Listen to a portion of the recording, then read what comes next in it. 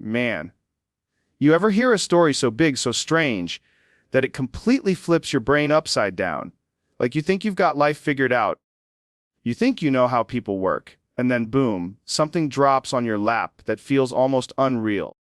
That's exactly what happened to me when I stumbled into the life of this guy, a spiritual titan who built an empire from almost nothing. The world looked at him like he was some untouchable figure of faith, a man above human flaws. But the deeper I went, the darker it got. And the truth, man, it shook me. So here's the deal. I'm talking about Dr. David Yonggi Cho. And listen, I'm only going to use his name once, because after that it's not about name dropping. It's about what this man represented. The story that follows is heavy. We're talking about a preacher who went from rags to riches, from building hope to being swallowed by power, corruption, and some of the craziest secrets you'll ever hear. And as I sat with it, I realized it's not just his story. It's a reflection of what happens when charisma, faith, and money mix together in ways that humanity's not really built to handle. Picture this: a young, desperate kid, born in the middle of chaos, disease, and poverty. Nothing about his early life said, world changer. He wasn't born into wealth, wasn't born into prestige. He was sick, weak, and had every excuse to just fade out into obscurity. But somehow, through sheer drive, through this insane ability to connect with people, he flipped the script. He built something monumental, a congregation that didn't just number in the thousands, but in the hundreds of thousands. And people loved him for it. They said he was chosen. They said he was touched by something greater. But here's where I get skeptical, man. When you start building something that massive, millions of followers, endless streams of money, political influence, how do you keep your soul intact? It's like giving a regular dude the keys to an empire and expecting him not to lose his mind. Human beings just aren't wired for that much power. You don't have that kind of spotlight without shadows forming behind you. And the shadows around this man, they were darker than anyone wanted to admit. What blew me away wasn't just the size of what he created. It was the machinery behind it. Think about this: tens of thousands of people flooding into services, millions tuning in from across the globe, cash pouring in through donations, books, tapes, satellite broadcasts. It wasn't just a church, man. It was a corporation. It was a machine that ran on faith, but also on money, loyalty, and this sense of, you owe everything to the movement. That's where it gets dangerous. When belief turns into a system, when it stops being about people and starts being about sustaining the empire, everything gets twisted. People give more than they can afford. They work endless hours for the mission. And they start worshiping the leader as much as the message.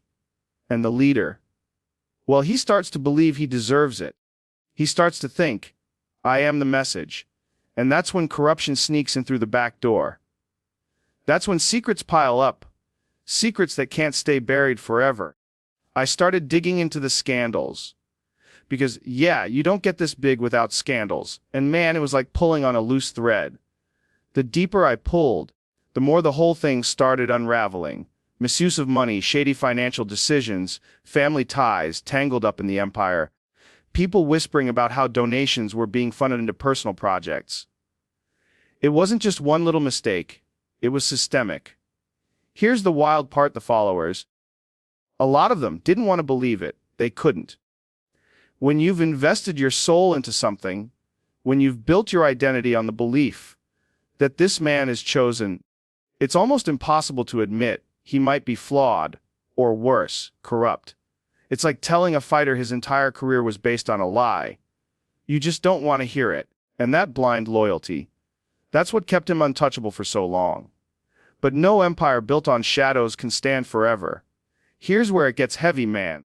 Imagine the weight of carrying millions of people's expectations on your shoulders. Every sermon, every decision, every headline, people are hanging on your words like they're oxygen. That pressure, it either makes you a saint or breaks you into pieces. And in his case, it was both. He delivered hope to countless people, but behind the curtain he was breaking.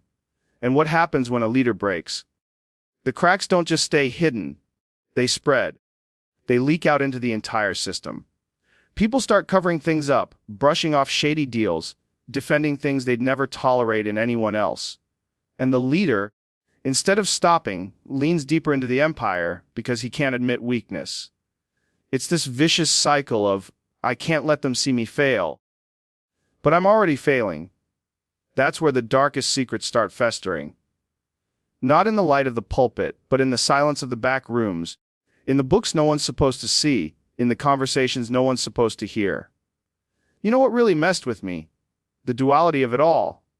On one side, you had this man standing in front of crowds, smiling, raising his hands, giving people words that lit their souls on fire. He'd talk about love, faith, endurance. And people walked away crying, hugging, feeling like their lives had purpose. That's real, man. That's not fake. That kind of connection, that energy, it does something to people. But on the flip side, behind closed doors, you had power games, manipulation, and a trail of money that didn't add up. It's like two worlds colliding, the pure hope people were feeling, and the dirty reality behind the scenes. And the scariest part, both sides were true. He really did inspire people. He also really did let greed and control eat away at the foundation. That paradox is what makes this whole story so insane. It's not just good versus evil. It's both living inside the same man. Now, here's where I step back and think about the bigger picture. This isn't just about one preacher, one empire, one fall from grace. It's about how humans handle influence. We're not wired to be worshipped, man. We're wired to live, to fail, to learn, to grow. But when millions of people put you on a pedestal and treat you like you can do no wrong, you start believing it. And when you start believing it, you lose accountability. Think about celebrities, politicians, athletes. They all face this. But when it comes with the label of spiritual leader, it's 10 times more dangerous. Because you're not just selling entertainment or politics. You're selling people's eternal hope. You're telling them you speak for something higher. That's a crazy amount of responsibility, and when it goes south, it doesn't just ruin one person. It breaks the faith of entire generations. And that's exactly what started to happen here.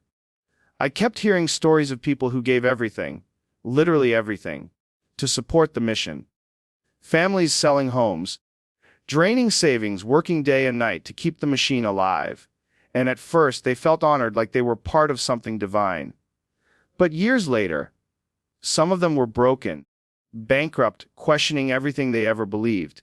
That's the fallout nobody talks about. The leader at the top might get exposed, maybe even pay some price.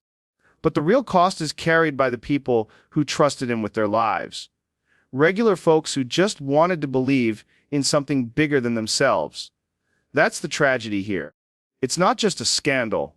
It's a mass disillusionment. It's hope turned into despair. And once people lose faith like that, it's not easy to come back. It scars them forever. The craziest thing is how long it lasted before it all came crashing down. You'd think with millions of eyes on this guy, with reporters sniffing around, someone would have blown the whistle earlier. But no, when you build an empire this massive, it also builds walls of protection. Politicians don't want to touch you because you control votes. Businesses don't want to touch you because you control money. Even journalists get scared because you control public opinion. That's how the secret stayed buried. That's how the empire kept rolling. It wasn't just about faith. It was about fear. Fear of speaking out, fear of being cast out, fear of going against a man who had become larger than life. And when fear protects power, corruption thrives. It was like watching a storm cloud grow darker and darker, knowing eventually it's going to explode, but nobody daring to say a word. And then, of course, the explosion came. The truth doesn't stay hidden forever. When the financial scandals finally surfaced, when the stories of mismanagement and betrayal hit the public, it was like a bomb going off. People were stunned. Some refused to believe it. Others felt vindicated because they'd suspected all along. But either way, it was chaos. And here's what hit me hardest, watching the followers try to process it. Some cried. Some defended him until the end, saying it was lies or exaggeration. Others walked away completely, swearing never to trust another leader again. It was like watching faith fracture in real time. And in that fracture, you see the truth about power. It doesn't just corrupt the one holding it. It leaves wreckage in the lives of everyone who trusted them. What blows my mind is how history keeps repeating itself. This isn't the first leader to rise up with charisma, build an empire, and then fall apart under the weight of his own shadows. It's almost like a cycle humanity hasn't figured out how to break. We crave heroes, man. We crave somebody to look at and say, that's the guy, that's the one who's going to lead us. And when they deliver hope, we give them everything. Our trust, our money, our devotion. But no human being can carry that forever. They're still just people, with flaws, egos, and temptations. And when we pretend there's something more, when we let them climb onto a pedestal built out of blind faith, the cracks always come. It's inevitable. And the fallout isn't just about one fallen leader. It's about entire generations learning the hard way that maybe the hero they trusted wasn't really a hero after all. One of the darkest parts of this story is how it warped family ties. When power gets that big, when money flows through every corner of an empire, suddenly it's not just about faith, it's about bloodlines. Relatives start running parts of the machine. Children inherit influence. Nepotism creeps in under the label of legacy.